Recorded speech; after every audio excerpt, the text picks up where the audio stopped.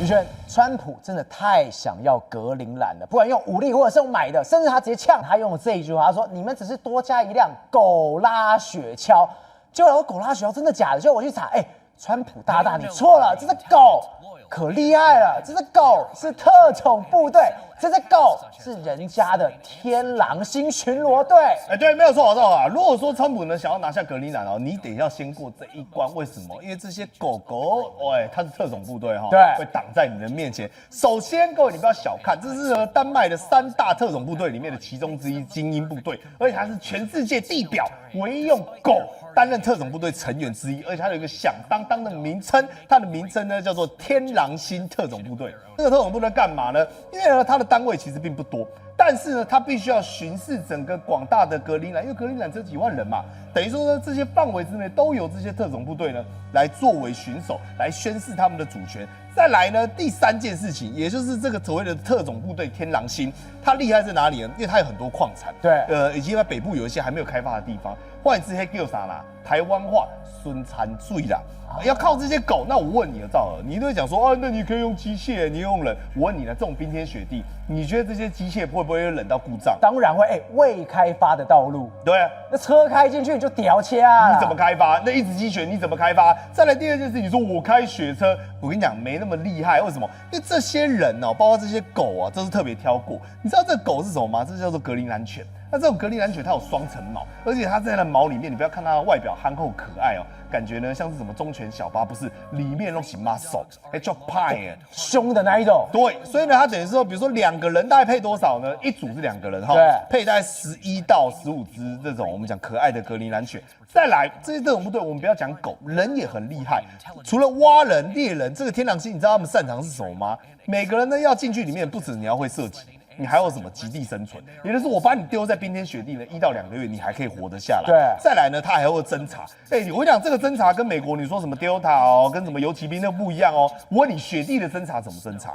他自己有自己一个独门的 know how。再来呢，他还要有所谓的兽医技巧，也就是你要会知道说怎么样去照顾这些狗狗、缝纫、急救等等。所以我们来看他们的这种训练过程。对，来，我们先给各位看一个画面，你一定会傻眼。他说，怎么是水上？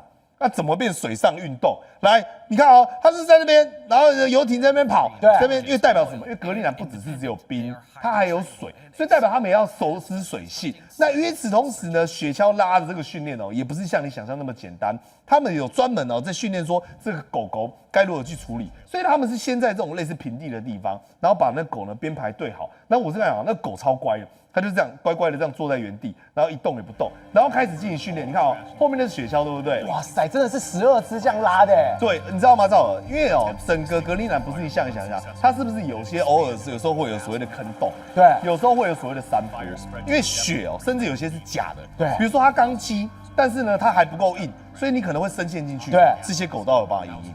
他都要知道说，比如说我遇到要爬坡，难怪是特种部队。对，我要爬坡的时候，我要怎么爬？所以你看到他们训练场里面是有放箱子的哦，你有没有看到一个箱子？这个是没有雪的哦，它还是一样可以跑哦。对，它等于说我要训练说这过程中，我问你哦，我狗是不是可以爬坡？对，那我后面的雪车如果跟着你一起爬，我不是撞歪了？对，所以他要知道说我爬上去的时候，我后面雪车要怎么样的调动。所以呢，他们其实有记者实地上去做测试实测。他就想说你这个没什么难的啦，很简单啦。来，我跟各位讲大错特错。你知道为什么吗？他人不是坐在那个上面，你知道那个上面雪橇放的是什么？放的是物资。所以你看人是在这种强风冰雪状况下，他在后面滑雪你像我们讲滑雪一般来讲已经很困难了。